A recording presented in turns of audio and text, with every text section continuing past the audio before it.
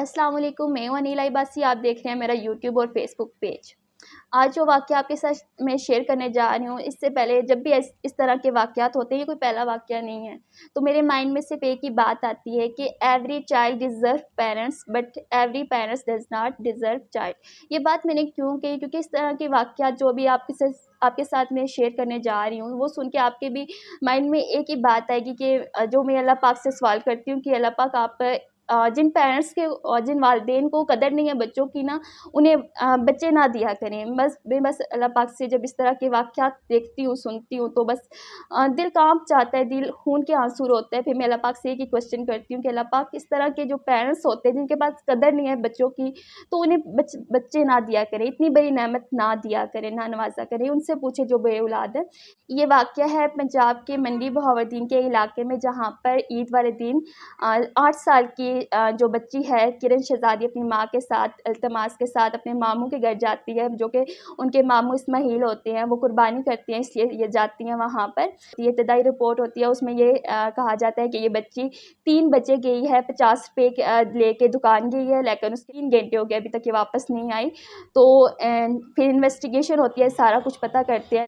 और फिर पुलिस जो होती है वो सीसीटीवी कैमरास में देखती है कि बच्ची अपनी वालदा के साथ, टाइमिंग जो उसने बताई है 3 बजे की, उस टाइमिंग पे तो वो अपनी वालदा के साथ जा रही थी हाथ पकड़े हुए। तो फिर उससे उसकी वालदा से इन्वेस्टिगेशन होती है और फिर वो कहती है कि ऐसा नहीं है, मेरी बच्ची दुकान पर गई थी चीज़ लेने, तो फिर वापस नहीं आई, मैंने उसे पर्ची दी थी। ये जो है इसे तलाक याफ्ता होती है, इसका जो पहला शोर होता है जो कि किरण शहज़ादी का वालिद है, तो उसे भी बुलाया जाता है इन्वेस्टिगेशन में। वो कहता है कि 6 साल हो गए, 6-7 साल हो गए, मेरा अपनी बच्ची के साथ कोई राब्ता नहीं है, मैंने उससे कभी देखा नहीं है।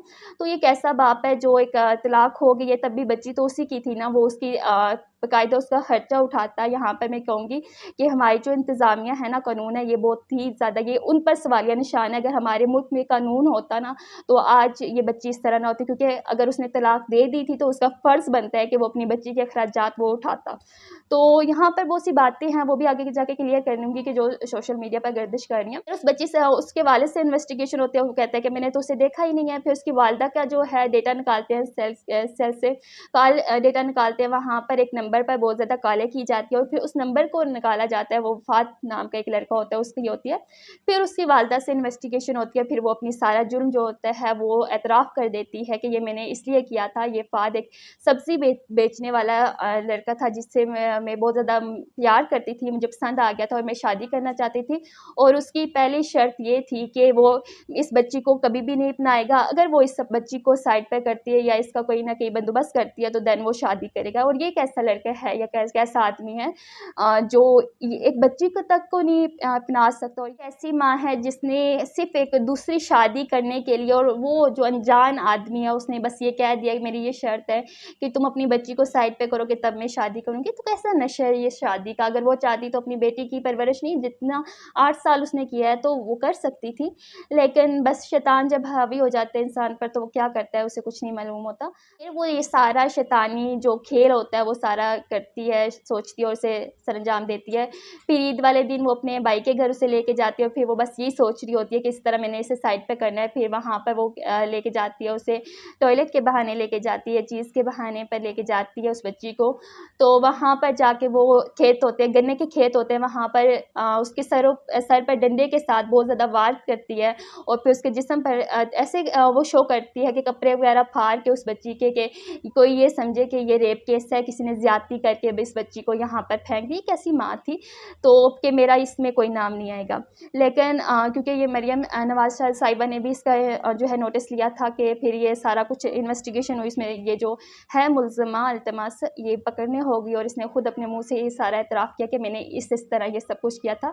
और शुरू में ये बात सोशल मीडिया पे से ये हुई थी कि बच्ची गोश्त लेने गई थी, तो वो फेक न्यूज़ उन्होंने डाली हुई थी कि बच्ची गोश्त लेने गई है, वहाँ पर उसके साथ ज़्यादती करके उसे कत्ल कर दिया गया था। जो उसकी माँ थी इल्तमास की, उसने यही बयान दिया कि मैंने इसी तरह किया था कि कोई ये समझे कि इस बच्ची के साथ ज़्यादती हुई थी। पोस्टमार्टम रिपोर्ट भी आ गई थी, उसमें भी कोई भी ज़्यादती वगैरह का नहीं था। ये किरण की जो डेथ हुई है वो सर पर डंडों के साथ चोटें लगने की वजह से हुई थी। तो इसलिए जब इन्वेस्टिगेशन में सब कुछ सबूत उसके आगे रखे गए इल्तमास के आगे, तो उसने एक्सेप्ट कर दिया। और पहले ये केस जो ये इल्तमास थी किरण की वालदा, उसकी मदय्यत में दर्ज था, लेकिन अब उसके जो वालिद हैं किरण के, उसकी मदय्यत में ये جو کیس ہے یہ درج ہوا ہے، لیکن ابھی میں کہتی ہوں کہ وہ والد کس طرح اس کی مدعیت میں یہ کیس ہوگا، اپنی بیٹی کے لیے حق میں لڑے گا، جو جب وہ زندہ تھی اس کا ایک خرچہ نہیں اٹھا سکا، وہ اپنے بیوی بچوں کے ساتھ خوش عیاشی کی زندگی گزارا تھا، اسے کوئی ہوش بھی نہیں تھا کہ میری ایک بچی ہے، میں اس کا جا کے پتہ کروں وہ کس سال میں کس سال میں نہیں ہے۔ تو بس یہ ہمارے قانون ہیں جو بہت کمزور ہیں، قانون کمزور نہیں ہے بلکہ قانون کوئی ہے ہی نہیں ہے پاکستان میں، تبھی اس طرح کی وارداتیں ہو رہی ہیں۔ اگر ان کے درمیان میں طلاق ہو گئی تھی تو پھر بھی اس بچی کا کیا قصور تھا اسے دیتے۔ ابھی بہت سے لوگ یہ بھی کہہ رہے ہیں کہ اس نے گھروں میں کام بھی کرتی تھی، سارا کچھ کرتی تھی، تو پھر ایک جو ہے یہ ویڈیو میں آپ کے ساتھ شیئر کرتی ہوں، یہ بھی آپ سن لیں۔ ایک سڑک پہ چلنے والا جو جانور ہے اس کو بھی اتنی مقدار میں گوشت مہیا ہوتا ہے کہ وہ سیر ہو کر کھانا کھا لیتا ہے، لیکن عید کے پہلے دن، عید کے دن دوپہر کے کھانے میں اس کی بچی کو کھانا نہیں ملا، اور وہ اتنی دل برداشتہ ہوئی کہ اس نے اس وقت فیصلہ کیا کہ میری بچی میری طرح کی جو زندگی ہے، بعض دفعہ بہت زیادہ زیادتی کر جاتے ہیں، اس والدہ کی کردار کشی جو ہے وہ ہونا شروع ہو گئی۔ یہ جو ہیں کہہ رہے ہیں کہ اس بچی کو دن کے ٹائم پر کھانا نہیں ملا، اس لیے اس نے کہا کہ اس کی والدہ نے کہا کہ یہ جس طرح کے میں نے حالات دیکھے اس طرح کے یہ بچی نہ حالات دیکھے اس لیے میں نے اسے قتل کر دیا۔ ایسا کچھ بھی نہیں ہے، اگر وہ اتنا ہی مہنگائی کی وجہ سے تھا تو وہ کسی نہ کسی کو دے دیتی، ای ڈی سینٹر تھے، بہت سے بچے ہیں یتیم جو اڈاپٹ کرتے ہیں انہیں دے دیتی، لیکن اس طرح کسی ننھی سی بچی کا قتل یہ تو سراسر غلط ہے، نہ صرف اپنی عیاشی کے لیے، اپنی خواہشات کے لیے۔ ایک بچی، ایک سکی ماں اپنی بچی کا جسے 8 سال اس نے پالا اور 9 مہینے اسے اپنے پیٹ میں رکھا اور اس کو اس طرح قتل کر دیا، دل نہیں ہے اس عورت کے پاس۔ یہیں پہ کہہ رہے ہیں کہ غربت کی وجہ سے ہی سب کچھ ہوا، وہ افورڈ نہیں کر سکتی تھی، تو یہ سب کچھ تو ایک بات آپ ہمیشہ یاد رکھیں، رزق جو ہے نا وہ اللہ پاک نے لکھا ہوا ہے، وہ ہمیشہ آپ کو ملے گا۔ یہ نہیں آپ غربت کی وجہ سے یا کسی کی وجہ سے اپنے بچوں کو مار دیں اور کہیں کہ غربت کی وجہ سے، نہیں، ایسا نہیں ہے۔ اور وہ بچی تو ماشاءاللہ سے اگر 8 سال کی تھی، کیسی یہ ماں ہے جس نے اسے مار دیا ایک ننھی سی بچی کو؟ اگر وہ جتنا 8 سال اس نے اس کی پرورش کی ہے، اس کو سارے اخراجات اس کے افورڈ کیے، اتنا اور کرتی، وہ تھوڑی سی بچی میچور ہو جاتی، وہ خود اپنے اخراجات اٹھا لیتی۔ تو ساتھ یہ بھی کہنا ہے کہ جو امیر لوگ جنہوں کے گھر میں کام کرتے ہیں وہ بھی کہتے ہیں کہ وہ التماس جو ہے پہلے کسی کے گھروں میں کام بھی کرتی تھی، تو اس طرح کے جو ہوں بیوہ ہوں یا تو طلاق یافتہ، ان کے سروں پر ہاتھ رکھا کرے، ان کی جو پریشانیاں ہوتی ہیں انہیں سے سنا کرے اور انہیں ہر حد تک اگر آپ افورڈ کر سکتے ہیں تو حل کیا کرے۔